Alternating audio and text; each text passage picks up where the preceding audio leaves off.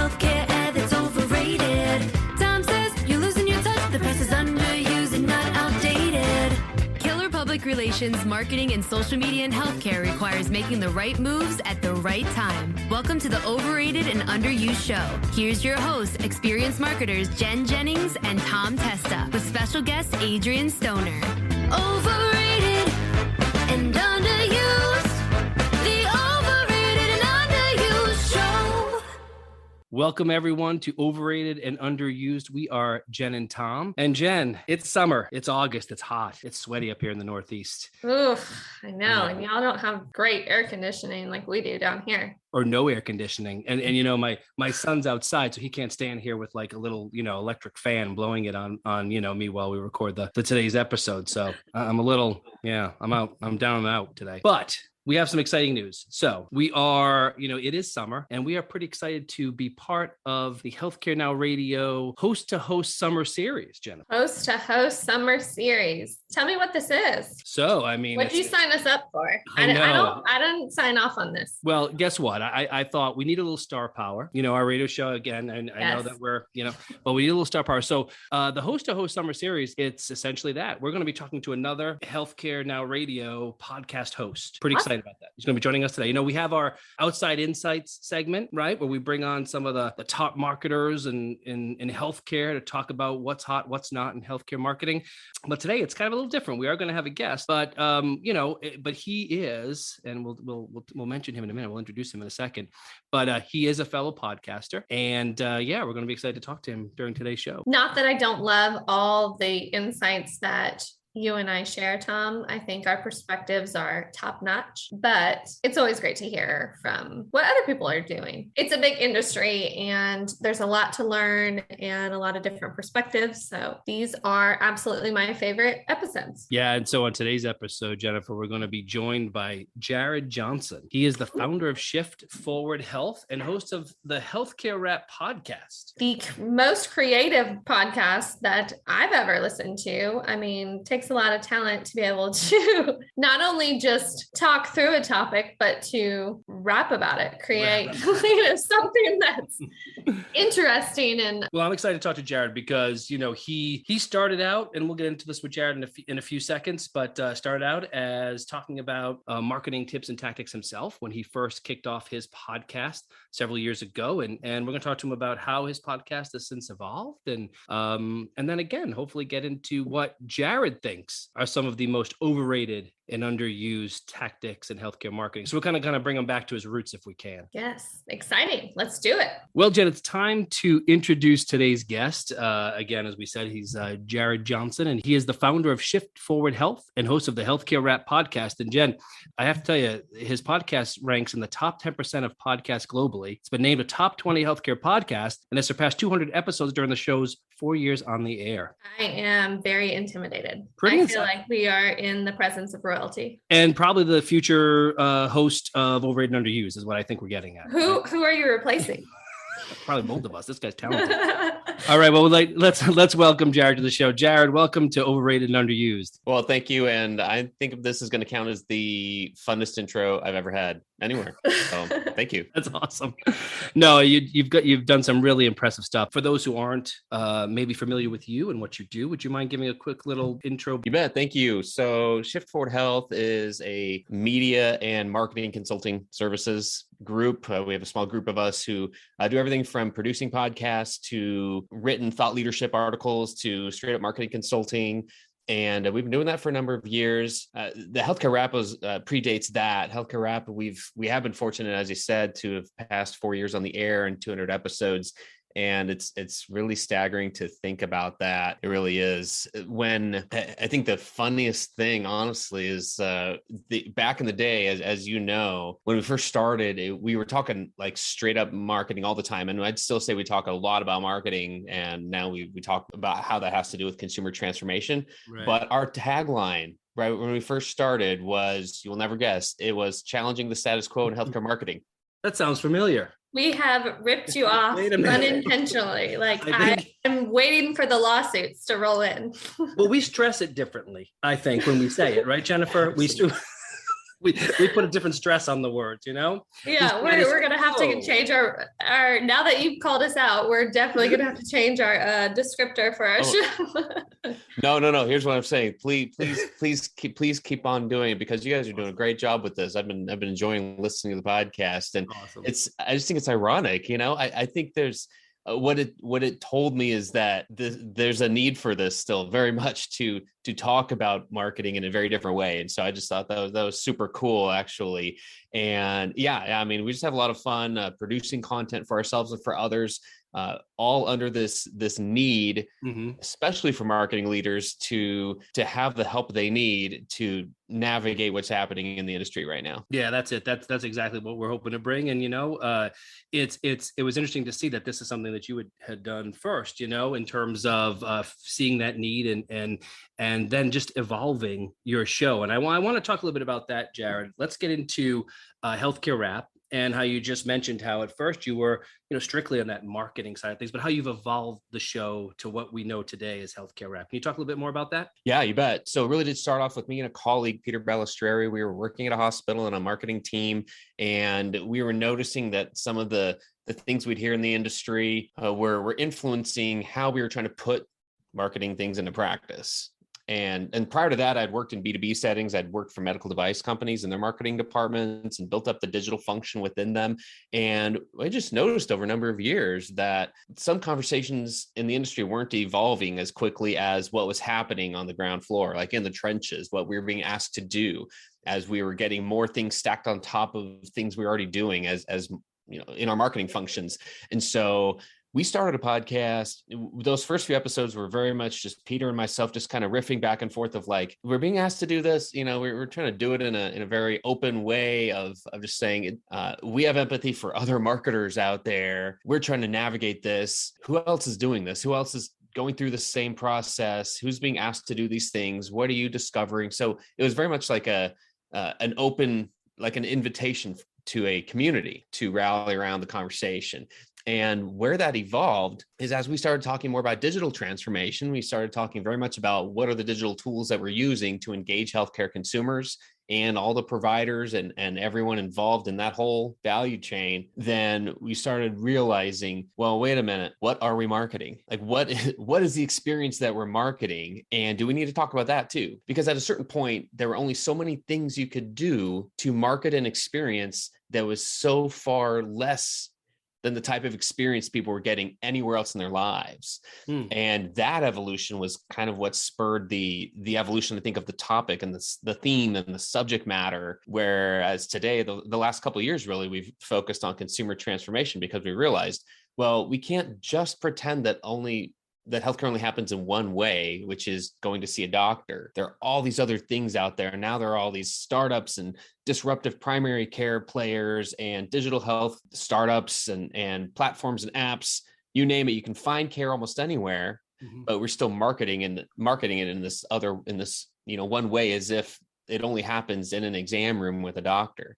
So that's kind of what predicated the change in the subject matter. And I've just been learning a ton as we go. That's excellent. And I know we'll get into, and Jen will certainly start to drill you on what's underrated and overused, as she does even to me every episode. But my follow-up question to you, Jared, is, do you think the experience was different working in a provider setting that you did, working for a marketer versus some of us who are coming from tech itself or agency world? I mean, were you able to see that vision, that expansion differently because of the setting you were in? So I was in, and I almost wonder if it kind of came backwards. So, I mean, initially I worked in a provider probably 15 years ago for a small community hospital. And that was my first chance to kind of see up close the actual patient care happening. And that was a great part of it. So I'd say being able to draw a line between what the organization is doing every day to actual people's lives getting better. That's a very short, quick line, easy to see in a provider setting, versus it's not any more meaningful really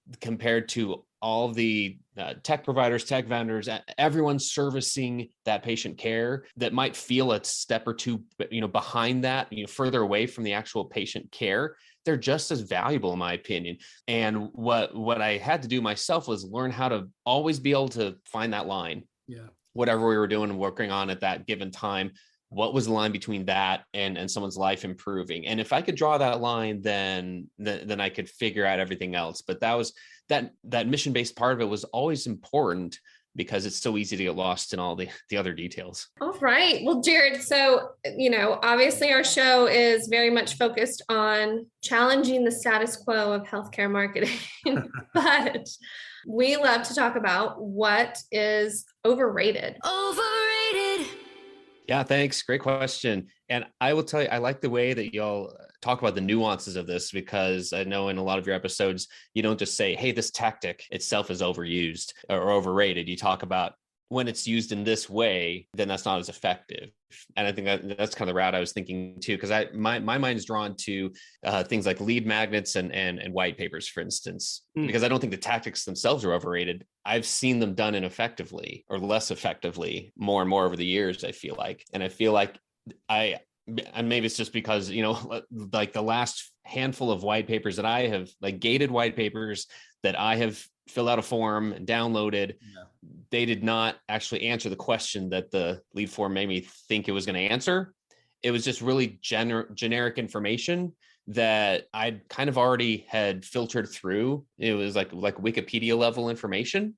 Right. And it was like, yeah, this is a problem. This is the problem. And it didn't really actually get to solving the problem or even give me like any insights in there to help solve that thing. And, I'm very aware that it's not going to give me all the answers to everything, but I'm usually looking for some quick takeaway in there. And so I would definitely say, I guess the other part of it is I've found it harder and harder to get through a white paper or a lead magnet myself if there's too much jargony language. Like if like it's still really easy to fill a white paper with language that is trying too hard, I feel like, to target me and talk to me. So I think those more things. I don't think the tactics themselves are overrated. I think it's just thinking through the thought process of how to do them well, and recognize that there's a trend in some areas, it feels like, to ungate some content. And there are definitely pros and cons on that. And that's not the topic of today, so I won't go into that. But it leads me to wonder, is it worth it? Like, I have to have a better reason now to fill out that form, I guess, is what that comes down to. So hopefully what I get in return is valuable enough. It gives me some kind of takeaway, some data, some research, some point, a case study, whatever. That's something I can take away from that. And so I would just say, it may be worth re-examining the content of those types of lead magnets if we haven't done that in a while. So that was where my mind went. Yeah, that's interesting. So I am with you on that train. I feel like, I wonder if it is more, I feel like us as marketers have this kind of, or just, companies themselves have this constant pressure to put out more content, to produce more content. And so as a result of that, the content that's getting put out is watered down. It's not as valuable. They're picking, there's not as much meat in there because you're having to repurpose this. You're having to try to say the same thing 17 different ways and draw people in so that they read your content. And it's more like a thought leadership thing. So it's the oversaturation of white papers and this, gated content or lead content is kind of diluting the end product. I think you're spot on. I think it can definitely get us there. I think you're speaking to, to one piece that it's always worth mentioning to marketing and PR and communications folks, which is we have empathy for everything that you're being asked to do. You're kind of being asked to do everything. And at least in my time, client side especially, I've not seen it at any point go backwards. It's not like, hey, here's new things, but you can stop doing these old things. No, you're just expected to do the new tactics and they just get stacked on top of the old tactics. And now you have to do this on top of this. And that started way back with social and, and mobile and responsive design, even on a website and everything, kind of having to redesign the entire approach to web content. And then you had social. So it's been going on for a long time, but it could very easily be that. And so I think it's worth just mentioning that, we get it. It's not an easy thing to do. sometimes when you're being asked to do so much. And Jared, one thing I want to ask you too is what about the format of the actual white paper themselves? I mean, you're digital, you're a visual guy. Like, everyone thinks white paper, I'm just going to see the written word. Here it comes. Maybe I'll have some call out stats and stuff like that. But what about changing up the format? Is there a better digital way to show it? Maybe some video, maybe some audio. Like, what do you think about that? I love that idea. I'm trying to think if I've come across any recently. I mean, audio or visually designing the piece so that it's just easily consumable. I've definitely seen value in that. I don't know if it's a whole lot different than web content these days in terms of just being very conscious of how much people scan a page versus trying to read the whole thing. Right. And so if you can make it work for both, if you still have deep content, a lot of text in there, great. I mean, that's what we kind of expect white papers to have more details. You can still break that up on a page visually to make it easier to read and consume. So yeah, I think that's a great point. We talked about, obviously the gated versus ungated content isn't really what you're saying is overrated or not, but I do think, I'm interested in your take on, I feel like that plays a part in it. If you're going through the trouble of giving your contact information to this organization, which you're going to get follow-up emails, you're going to have to deal with that. They're going to have, they're going to be sending you continuous emails marketing from that point forward. You want that to actually be worth it versus if you didn't have to give your information and then you read this, you came across this white paper and it was, subpar and didn't really answer the question that you were hoping that it would. I feel like I would have less of a letdown, like less of a, I guess I would have less expectations for something that isn't gated versus something that is gated. What are your thoughts on that? Yeah, I think that's totally spot on. I feel like a lot of that has to do with the expectation. If it's information, once I download it and I do go through it and I'm like, this is information I could have found pretty much anywhere without a whole lot of effort, then yeah, I'm less likely to find that much value in that piece. And I will wonder, yeah, here comes it. Well, I'm a marketer, right? So I'm expecting, here comes the nurture track, like here come the emails. So as long as that's, is that going to be any more valuable than the piece itself?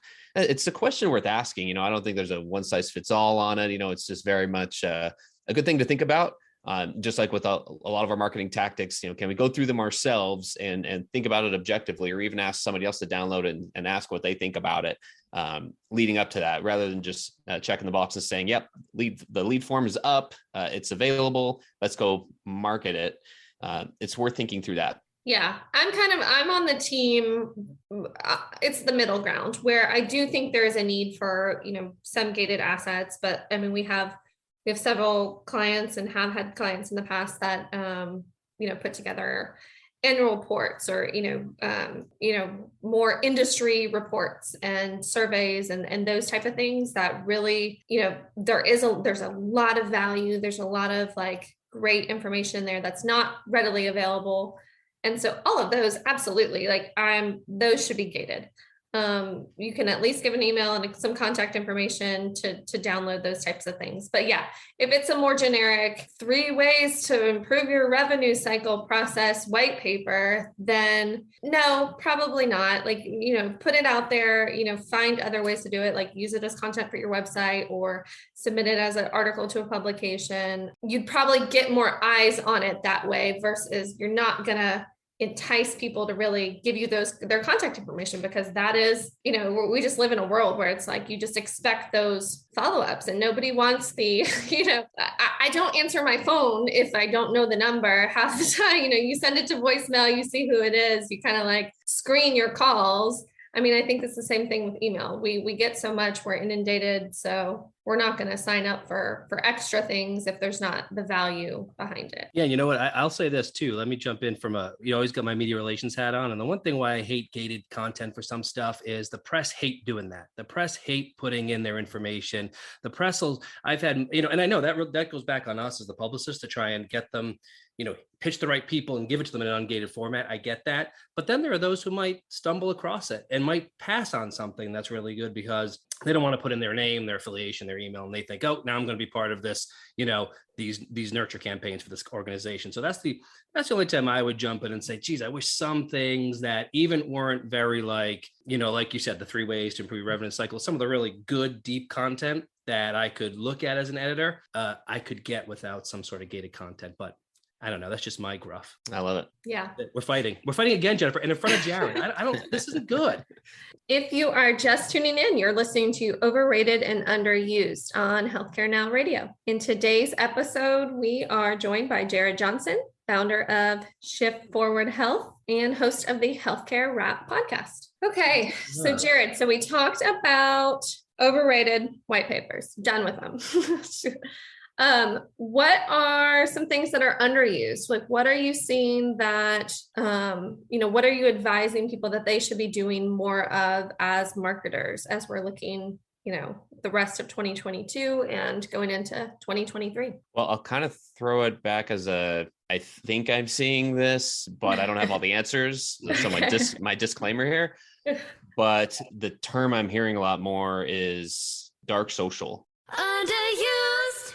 And the definition I've heard recently is, so that's content that gets shared in channels that you can't track with attribution software. So there's some, so that could be anything that it could be like part of your podcast episode that gets shared in a company Slack channel, or, by text, or, LinkedIn message, stuff that you can't see. Or somebody's, copy and pasting the URL of something over somewhere instead of having the pixel follow them everywhere. So what I'm hearing is that this is part of, especially in B2B settings, is that it's an opportunity.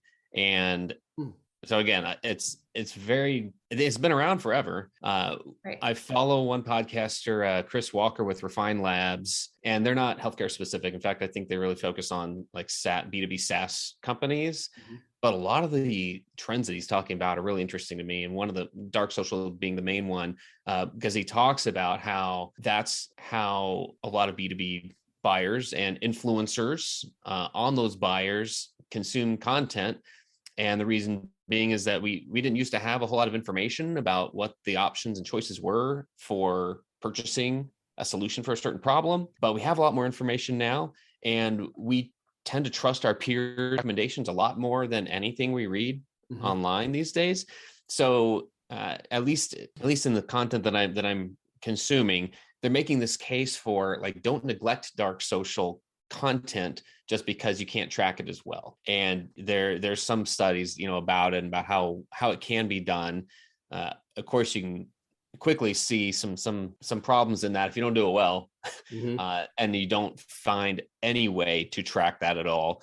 Even if it's as simple as asking people, how do they find you, when they get to the part where they engage with your sales team. But it's different than the traditional marketing qualified lead, sales qualified lead, like that, the cycle, because it tends to skip at least one of those steps in there. A lot of times you've put content out there, you target it as best you can, but you don't have the full picture of where all it is getting consumed and by whom. There's a certain comfort level that we don't all have with that. I don't have a full comfort level with that myself. So that's why I'm trying to, to learn how it works best. But it's interesting. So I would definitely file it under underused. I'd also file it under, I'm still trying to understand the best ways to go about that. So I don't know if that gives you much to go on, but it's one I'm just starting to hear more about. It sounds, I was just gonna say, it sounds pretty nefarious when you hear anything that says dark, dark web, dark this, dark that. But, because that's when you said it, I was like, where's Google? I got to figure out what the heck, because, I'm thinking, is Jared giving my information online about my social and stuff like that? But it's, but in the end, it literally is. It's kind of like you said. Is it more also like DMs, things like that too? Like you said, Slack channels, but is it, where the world can't see it, but you're still communicating between parties, even with DMs and stuff like that? Or am I missing that too? No, I think that's part of it. It's very much, are you creating content that is worth sharing? So I think that's what it really comes down to. So the ones I've heard about, they make a good case for things like a podcast that people don't, there's no audio pixel to track somebody around the internet, but they listen to your episode, right?